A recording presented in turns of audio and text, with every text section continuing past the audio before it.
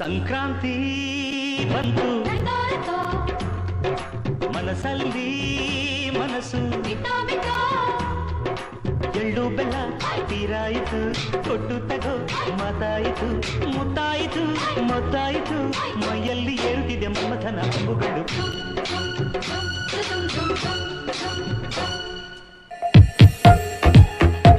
ಕೊರಟಗೆರೆ ತಾಲೂಕಿನ ತೋಯನಕೆರೆಯ ಸರ್ಕಾರಿ ಹಿರಿಯ ಪ್ರಾಥಮಿಕ ಪಾಠಶಾಲೆಯಲ್ಲಿ ಅದ್ದೂರಿ ಸಂಕ್ರಾಂತಿ ಸಡಗರ, ರಂಗೋಲಿ ಬಿಡಿಸಿ ನಗುಮುಖ ತೋರಿದ ಚಿಣ್ಣರು. ನಮಸ್ಕಾರ, ಇದು ನೀವು ನೋಡ್ತಾ ಇದ್ದೀರಾ ನಿಮ್ಮ ನೆಚ್ಚಿನ ಟಾರ್ಗೆಟ್ ಟ್ರೂತ್. ನಾನು ನಿಮ್ಮ ಎಂಜೆ. ಸಂಕ್ರಾಂತಿ ಎಂದರೆ ನಮ್ಮ ಸಂಸ್ಕೃತಿಯ ಸಣ್ಣ ಕ್ರಾಂತಿ ಹಾಗೂ ಸುಗ್ಗಿಯ ಹಬ್ಬ.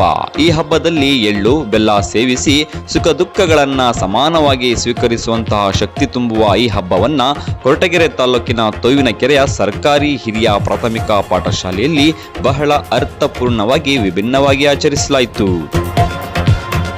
ಶಾಲೆಯ ಮೈದಾನದಲ್ಲಿ ಬಗೆ ಬಗೆಯ ಹಣ್ಣು ಧಾನ್ಯ ಕಬ್ಬಿನ ಜಲ್ಲೆಗಳನ್ನು ಇಟ್ಟು ಅದನ್ನು ಶಿಕ್ಷಕರು ಶಾಲಾ ಮಕ್ಕಳಾದಿಯಾಗಿ ಪೂಜಿಸಿದ್ದು ನಮ್ಮ ಸಂಸ್ಕೃತಿಯ ಪ್ರತೀಕದಂತಿತ್ತು.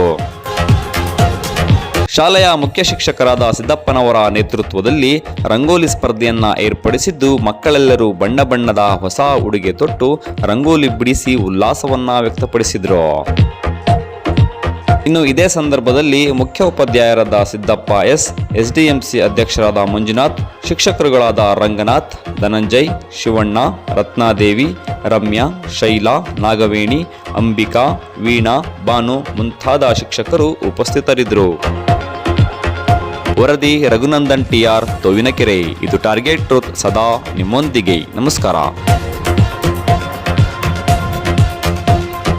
ರಾಜಿ ಮಾಡಿಸ್ತಕ್ಕಂಥ ಒಂದು ಕೆಲಸವನ್ನು ಮಾಡಿ ಆ ಜನಗಳಲ್ಲಿ ಪ್ರೀತಿ ವಿಶ್ವಾಸವನ್ನು ಬೆಸೀತಾ ಇರ್ತಕ್ಕಂಥ ಒಂದು ವಿಶಿಷ್ಟವಾಗಿರ್ತಕ್ಕಂಥ ಒಂದು ಹಬ್ಬ ಗ್ರಾಮಾಂತರ ಪ್ರದೇಶದಲ್ಲಿ ಇದು. ಇವತ್ತಿನ ದಿನ ಇದು ಆಧುನಿಕತೆ ಬೆಳೆದಂತೆಲ್ಲ ಏನಾಗ್ತಾ ಇದೆ ಅಂತಂದರೆ ಫ್ಯಾಷನೇಟ್ ಆಗಿ ಈ ಒಂದು ಹಬ್ಬ ಬದಲಾಗ್ತಾ ಇದೆ. ಇವತ್ತಿನ ದಿನ ಉತ್ತರಾಯಣ ಪುಣ್ಯಕಾಲ ಅಂತ ನಾವೇನು ಕರಿತಾ ಇದ್ದೀವಿ, ಸೂರ್ಯನ ಕಿರಣಗಳು ಇದುವರೆಗೂ ಓರೆಯಾಗಿ ಬೀಳ್ತಾ ಇದ್ದಂತಹ ಸೂರ್ಯನ ಕಿರಣಗಳು ಇನ್ನು ಮುಂದೆ ಸೂರ್ಯ ತನ್ನ ಪಥವನ್ನು ಬದಲಾಯಿಸಿದಂತೆಲ್ಲ ನೇರವಾಗಿ ಭೂಮಿ ಮೇಲೆ ಬಿದ್ದು ಚಳಿಗಾಲ ಅಂತಕ್ಕಂಥದ್ದು ಕಡಿಮೆಯಾಗಿ ಬೇಸಿಗೆ ಕಾಲ ಅಂತಕ್ಕಂಥದ್ದು ಪ್ರಾರಂಭ ಆಗುತ್ತೆ. ಇವತ್ತಿನ ದಿನದಿಂದನ ಶುಭ ಫಲ ಅಂತಕ್ಕಂಥದ್ದು ಪ್ರತಿಯೊಬ್ಬ ಭಾರತೀಯನಿಗೂ ಸಹ ಸಲ್ತಕ್ಕಂಥದ್ದು. ಒಂದೊಂದು ರಾಜ್ಯದಲ್ಲೂ ಸಹ ವಿಶಿಷ್ಟವಾಗಿ ಆಚರಣೆ ಮಾಡ್ತಕ್ಕಂಥ ಒಂದು ಸಂಪ್ರದಾಯಬದ್ಧವಾಗಿರ್ತಕ್ಕಂಥ ಒಂದು ಹಬ್ಬ. ಗ್ರಾಮಾಂತರ ಪ್ರದೇಶದಲ್ಲಿ ಇವತ್ತಿನ ದಿನ ರೈತಾಪಿ ವರ್ಗ ತಾವು ಬೆಳೆದಿರ್ತಕ್ಕಂಥ ಎಲ್ಲ ಬೆಳೆಯನ್ನು ಆ ಕಣ ಅಂತಕ್ಕಂಥ ವಿಶಿಷ್ಟವಾಗಿ ಸಂಪ್ರದಾಯಬದ್ಧವಾಗಿ ಕಣವನ್ನು ಸಾರಿಸಿ ಕಣದಲ್ಲಿ ಈ ಬೆಳೆದಿರ್ತಕ್ಕಂಥ ಎಲ್ಲ ಬೆಳೆಯನ್ನು ಹಾಕಿ ರಾಶಿಯನ್ನು ಮಾಡಿ ಆ ರಾಶಿಗೆ ಪೂಜೆ ಮಾಡಿ ಬಹಳ ಸಂತೋಷದಿಂದ ಆ ದವಸ ಧಾನ್ಯಗಳನ್ನು ಮನೆಗೆ ತೆಗೆದುಕೊಂಡು ಹೋಗ್ತಾ ಇದ್ದಂಥ ಒಂದು ಕಾಲ. ಇನ್ನು ಮುಂದಿನ ದಿನಗಳಲ್ಲಿ ಅದನ್ನು ಬಹುಶಃ ನಾವು ನಿಮ್ಮಂಥ ಮಾಧ್ಯಮಗಳಲ್ಲಿ ಮಾತ್ರ ನೋಡಿ ಮಕ್ಕಳಿಗೆ ತೋರಿಸ್ಬೇಕಾಗ್ತದೆ. ಇವತ್ತಿನ ದಿನ ನಾವು ಮಕ್ಕಳಿಗೆ ಒಂದು ಪಾಠನೂ ಉಂಟು 7ನೇ ತರಗತಿನಲ್ಲಿ. ಸಂಕ್ರಾಂತಿ ಎಂದು ಸುಖ ದುಃಖ ಅಂತಕ್ಕಂಥ ಒಂದು ಪಾಠ ಇದೆ. ಆ ಮಕ್ಕಳಿಗೆ ನಾವು ಇವತ್ತಿನ ದಿನ ಏನು ಸಂಕ್ರಾಂತಿಯ ಒಂದು ವಿಶೇಷ ಮೆರುಗು ಅಂತಕ್ಕಂಥದ್ದಿದೆ ಅದನ್ನು ನಾವು ಪ್ರಾಯೋಗಿಕವಾಗಿ ಮಾಡಬೇಕು ಅಂತೇಳಿ ನನ್ನ ಎಲ್ಲ ಶಿಕ್ಷಕರು ಮತ್ತು SDMCಯೊಂದಿಗೆ ಚರ್ಚೆ ಮಾಡಿ ಮಕ್ಕಳಿಗೆ ಗ್ರಾಮಾಂತರ ಪ್ರದೇಶದಲ್ಲಿ ನಡೀತಕ್ಕಂಥ ಒಂದು ಹಬ್ಬಗಳ ವಿಶಿಷ್ಟ ಸೊಬಗನ್ನು ನಾವು ತೋರಿಸಬೇಕು ಅಂತಕ್ಕಂಥ ಒಂದೇ ಉದ್ದೇಶದಿಂದ ಮಕ್ಕಳಿಗೆ ಅರಿವನ್ನು ಮೂಡಿಸಲಿಕ್ಕೆ, ಮಕ್ಕಳಿಗೆ ಸಂಕ್ರಾಂತಿ ಅಂದರೆ ಏನು, ಇದರ ವಿಶಿಷ್ಟತೆ ಏನು, ಯಾಕೆ ಆಚರಣೆ ಮಾಡ್ತಾ ಇದ್ದೀವಿ, ಹಿಂದಿನ ಕಾಲದಲ್ಲಿ ಮಾಡ್ತಾ ಇದ್ದಂಥ ಸಂಕ್ರಾಂತಿ ಹಬ್ಬಕ್ಕೂ ಇವಾಗ ನಾವು ಮಾಡ್ತಾ ಇರ್ತಕ್ಕಂಥ ಹಬ್ಬಕ್ಕೂ ಏನು ವಿಶೇಷತೆ ಇದೆ ಅಂತಕ್ಕಂಥದ್ದನ್ನು ಪ್ರಾಯೋಗಿಕವಾಗಿ ಮಕ್ಕಳಲ್ಲಿ ಅರಿವನ್ನು ಮೂಡಿಸ್ತಕ್ಕಂಥ ಒಂದು ಉದ್ದೇಶದಿಂದ ಈ ಒಂದು ಹಬ್ಬವನ್ನು ಆಯೋಜನೆ ಮಾಡಿದ್ವಿ. ಜೊತೆಗೆ ಮಕ್ಕಳಲ್ಲಿರ್ತಕ್ಕಂಥ ಕೌಶಲ್ಯವನ್ನು ಗುರುತಿಸಿ ರಂಗೋಲಿಯನ್ನು ಬಿಡಿಸ್ತಕ್ಕಂಥ ಕೆಲಸವನ್ನು ಮಕ್ಕಳಿಗೆ ಒಂದು ಅವಕಾಶವನ್ನು ಮಾಡಿಕೊಟ್ವಿ. ಬಹಳ ಚಿತ್ತಾರವಾಗಿ ಮಕ್ಕಳುಗಳು ರಂಗೋಲಿಯನ್ನು ಬಿಡಿಸಿದ್ದಾರೆ. ಅವರಿಗೆ ಈ ಒಂದು ರಂಗೋಲಿ ಸ್ಪರ್ಧೆಯಲ್ಲಿ ಭಾಗವಹಿಸತಕ್ಕಂತಹ ಪ್ರತಿ ಮಕ್ಕಳಿಗೂ ಸಹ ಶಾಲಾ ವತಿಯಿಂದ ಬಹುಮಾನವನ್ನು ಕೊಡ್ತೀವಿ. ಎಲ್ಲ ಶಿಕ್ಷಕರು ಹಾಗೂ ಎಲ್ಲ ಪುಟಾಣಿ ಮಕ್ಕಳಿಗೂ ಸಂಕ್ರಾಂತಿ ಹಬ್ಬದ ಮತ್ತೊಮ್ಮೆ ಶುಭಾಶಯಗಳು. ನಾವು ಚಿಕ್ಕ ಹುಡುಗರಾಗಿದ್ದಾಗ ಈ ಥರ ಒಂದು ಸ್ಕೂಲ್ಗಳಲ್ಲಾಗಲಿ ಮತ್ತೊಂದೇ ಆಗಲಿ ಈ ಥರ ಒಂದು ಸಾಂಸ್ಕೃತಿಕ ಸಂಕ್ರಾಂತಿ ವಿಶೇಷವಾಗಿ ಯಾವುದನ್ನು ಮಾಡ್ತಿರಲಿಲ್ಲ. ಆವಾಗ ನಮ್ಮ ಇದರಲ್ಲಿ ಏನೂ ಇಲ್ಲ ಆ ಥರ. ಈಗ ಇದನ್ನು ಮತ್ತೆ ಸಂಕ್ರಾಂತಿ ಅನ್ನೋದ ಗ್ರಾಮೀಣ ಪ್ರದೇಶಗಳಲ್ಲಿ ಇದನ್ನು ಜೀವಂತವಾಗಿ ಯಾವ್ಯಾವ ಥರ ಆಚರಣೆ ಮಾಡ್ತಾರೆ ಅನ್ನೋದನ್ನ ನಮ್ಮ ಶಿಕ್ಷಕರು ಇಷ್ಟು ಸವಿಸ್ತಾರವಾಗಿ ಎಲ್ಲ ಒಂದು ಮಾಡಿದಾರಲ್ಲ, ಅದಕ್ಕೆ ತುಂಬಾ ಖುಷಿ ಪಡ್ತೀವಿ.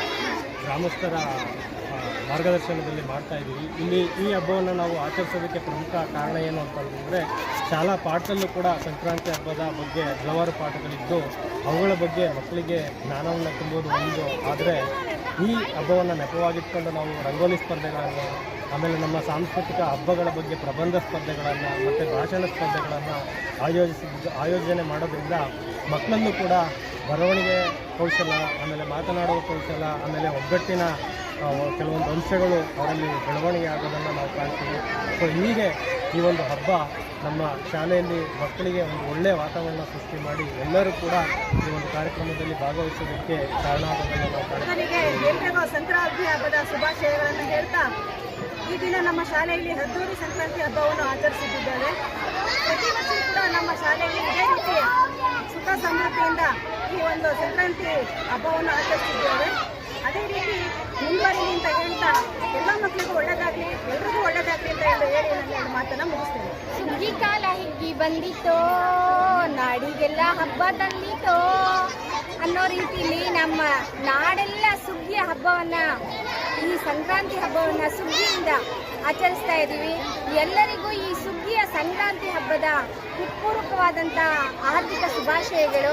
ನಮ್ಮ ಶಾಲೆಯಲ್ಲಿ ಈ ಹಬ್ಬವನ್ನು ಈ ರೀತಿ ಸಂಭ್ರಮದಿಂದ ಆಚರಿಸೋದು ನಮ್ಮೆಲ್ಲರಿಗೂ ತುಂಬ ಸಂತೋಷವನ್ನು ತಂದಿದೆ, ಆನಂದ. ಇಲ್ಲೆಲ್ಲ ಸುತ್ತಮುತ್ತ ನೋಡ್ತಾ ಇರಬೇಕು, ಮಕ್ಕಳು ಎಲ್ಲ ತುಂಬ ಚೆನ್ನಾಗಿ ಅಲಂಕಾರ ಮಾಡಿಕೊಂಡು ಶಾಲೆಯನ್ನು ತಳಿರು ತೋರಣಗಳಿಂದ ಅಲಂಕರಿಸಿಕೊಂಡು ಸಂಭ್ರಮದಿಂದ ಆಚರಿಸ್ತಾ ಇದ್ದೀವಿ.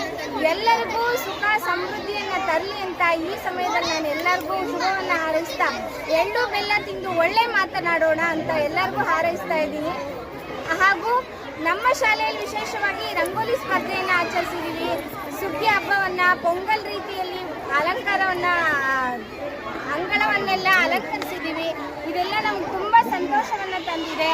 ಈ ಸ್ಪರ್ಧೆಯಲ್ಲಿ ಭಾಗವಹಿಸಿದಂಥ ಮಕ್ಕಳಿಗೆಲ್ಲ ಸಮಾಧಾನಕರ ಬಹುಮಾನ ಕೊಡ್ತೀವಿ. ಚೆನ್ನಾಗಿ ಬರೆದಿರುವಂತಹ ಮಕ್ಕಳನ್ನು ಆಯ್ಕೆ ಮಾಡಿ ಅವರಿಗೆ ವಿಶೇಷವಾದ ಬಹುಮಾನವನ್ನು ಕೊಟ್ಟು ಅವರನ್ನು ಅಭಿನಂದಿಸ್ತೀವಿ. ಇದಕ್ಕೆಲ್ಲ ಅವಕಾಶ ಮಾಡಿಕೊಟ್ಟಂತಹ ನಮ್ಮ ಮುಖ್ಯೋಪಾಧ್ಯಾಯರಿಗೆ ಅಭಿನಂದಿಸ್ತೇನೆ. ಹಾಗೆ ಎಲ್ಲರಿಗೂ ಶುಭವನ್ನು ಹಾರೈಸ್ತಾ ನನ್ನ ಮಾತನ್ನು ಮುಗಿಸ್ತೀನಿ.